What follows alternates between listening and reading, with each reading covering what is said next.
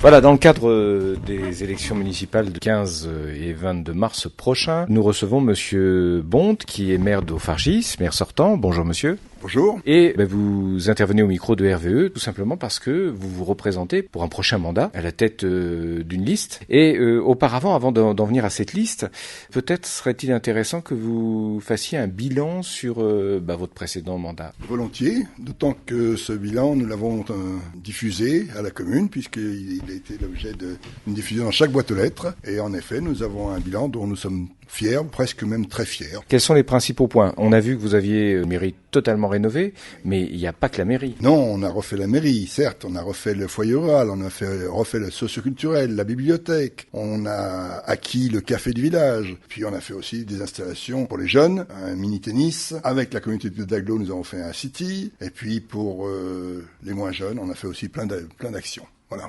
Cette action, notamment la vidéosurveillance et notamment les chemins piétonniers, vous tenez au cadre de vie de votre commune. Bien sûr, on a réalisé quelques chemins piétonniers, on a sécurisé l'accès à la gare du Perret, on a mis de la vidéoprotection dans toutes les entrées de village, et puis sur les bâtiments communaux, on a créé des parkings, on a refait des trottoirs rue des Vaux-de-Cernay, on a fait des liaisons douces rue de Saint-Benoît, et puis on a encore d'autres choses qui ont été faites, surtout sur cette commune, pour les jeunes, puisque nous avons réalisé un atelier ludique de langue anglaise pour les petits, et puis on leur offre comme chaque année un dictionnaire. Ils ont bien entendu des tableaux numériques dans chaque classe, et puis on a créé aussi une direction de la jeunesse. Au moment où le mini-club s'est arrêté, on a pris le pas tout de suite et on a créé une direction de la jeunesse, et on a créé un centre de loisirs sans hébergement. Il y a aussi une action vers les seniors, je dirais. Bien sûr, nous faisons attention à nos seniors, puisque on organise pour eux un repas annuel, comme beaucoup de communes d'ailleurs, et puis on fait des goûters en cours d'année. Et puis on fait aussi un atelier gym mémoire qui est très prisé, qu'ils apprécient beaucoup, dont on participe nous aussi. Et puis on a fait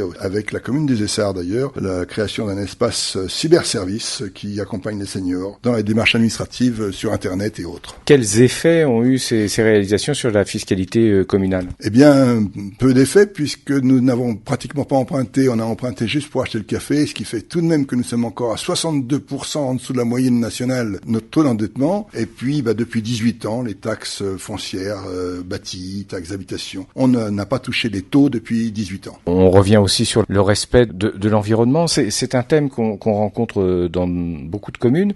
Mais vous, ce sont des axes que vous avez développés déjà depuis un certain temps. Oui, on n'a pas attendu d'être à la mode, puisqu'on ne parle que ça actuellement. Nous, on n'a pas attendu, puisque ça fait un moment qu'on a réalisé. D'abord, on est à zéro phyto depuis des années, ce qui nous fait avoir la charte et le diplôme de terre saine, puisque ça fait plus de 5 ans que nous sommes en zéro phyto. Nous participons et nous finançons l'éradication des frelons asiatiques. Bon, je pense pas que toutes les communes le fassent, mais on sait qu'il y a un problème avec les frelons asiatiques pour les abeilles et pour les hommes, et donc nous participons à l'éradication.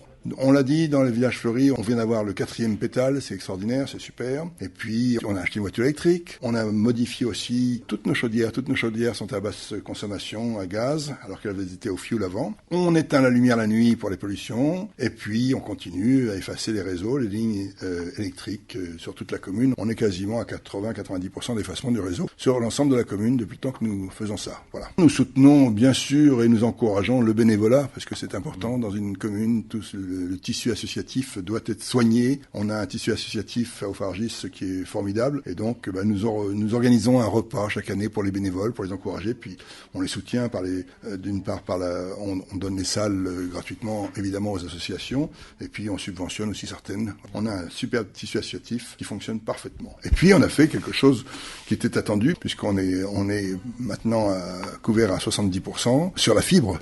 Et ça, c'était attendu. Alors, par contre, on peut dire qu'on a souffert là-dessus, parce que c'est pas simple. On a eu beaucoup de difficultés. On va y arriver, mais il y a encore quelques difficultés pour que tout le monde soit raccordé à la fibre. Alors justement, par rapport à tout ce que vous venez d'évoquer, ça n'empêche qu'il y a encore des objectifs, qu'il y a encore des projets pour l'avenir. Quels sont les axes que vous souhaitez développer ? On a fait beaucoup de choses. On n'a pas évoqué tout à l'heure le cimetière, mais c'est important puisqu'on a refait notre cimetière, on a relevé des tombes, on a investi beaucoup. On a un cimetière qui est maintenant digne de ce nom. Mais dans les actions que nous voulons mener, il nous manque sur le village une micro-crèche. Normalement, c'est de la compétence de la communauté d'Aglo-Rambouillet, territoire. Je crains que ça soit un petit peu long, compliqué, et je vais sans doute me débrouiller tout seul si c'est possible ou autrement, de façon à ce qu'on ait une micro-crèche sur le village. Voilà, je m'y engage sur mon programme nouveau, et donc on va le faire. On a d'autres engagements. Du fait qu'on a fait beaucoup de choses, on va poursuivre ce que l'on a fait. Par exemple, on parlait de la vidéoprotection, il y a encore quelques points à faire. Sur la vie économique, il faut qu'on soutienne nos commerces. Vous savez, au Fargis, nous sommes propriétaires du Manoir des Arts, du commerce multiservice, du café que nous venons d'acheter. Et eh bien, il faut savoir que dans nos villages, dans nos petits villages comme les nôtres, si on n'aide pas le commerce, on ne gardera pas nos commerçants. Et un des moyens de conserver nos commerçants, c'est peut-être justement d'être propriétaire des murs pour pouvoir faire un loyer modéré à nos commerçants pour qu'ils se maintiennent. Je pense que c'est très important. Voilà une des actions que nous pouvons mener. Après, il y a des actions sur la sécurité.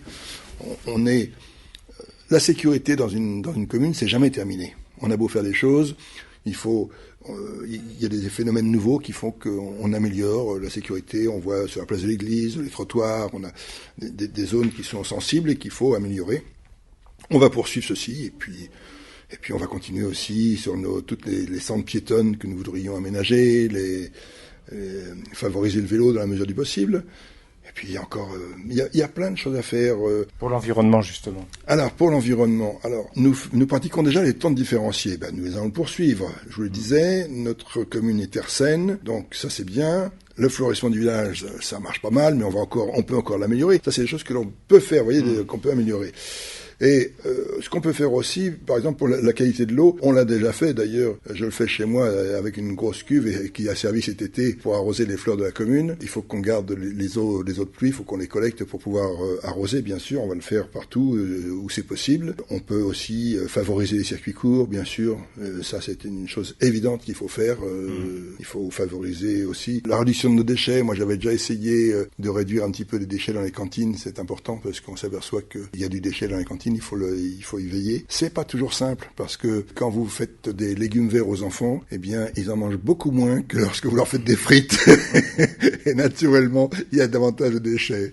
Mais c'est comme ça. Il y a aussi les aspects environnementaux, ça, vous allez continuer à y porter une attention soutenue. Et il y a aussi une action sociale. Il y a une action sociale, bien sûr, parce que, alors là, on a un projet, qui n'est pas élaboré, puisque on va le travailler, justement, ça sera l'objet de notre mandat. Il faut qu'on aménage la place qu'on appelle la place de l'Arsenal actuelle, où là on a des idées, mais il faut qu'on trouve des idées qui fédèrent, où tout le monde adhère ou presque. On n'aura pas une adhésion jamais à 100%, mais il faut tout de même qu'on ait une adhésion pour faire une vraie place de village avec une convivialité. Moi j'ai veillé depuis que je suis maire au maintien de la convivialité, c'est très important. Eh bien là encore, et je suis sûr qu'on doit pouvoir faire quelque chose de très sympa dans le village. Ça manque, cette place est minérale, elle est un peu froide. On avait dit qu'on se laissait le temps, on s'est laissé largement le temps. Maintenant il faut quand même qu'on arrive à faire quelque chose sur cette place qui soit sympathique, agréable. Développer également ou renforcer le lien intergénérationnel. Oui, alors pour être très clair, on avait déjà mis ça dans notre programme il y a 6 ans sur une maison de retraite en environnement des âgés. On a étudié il y a 6 ans et c'est très difficile. On le remet parce qu'on a une autre idée, beaucoup plus restreinte, plus réduite.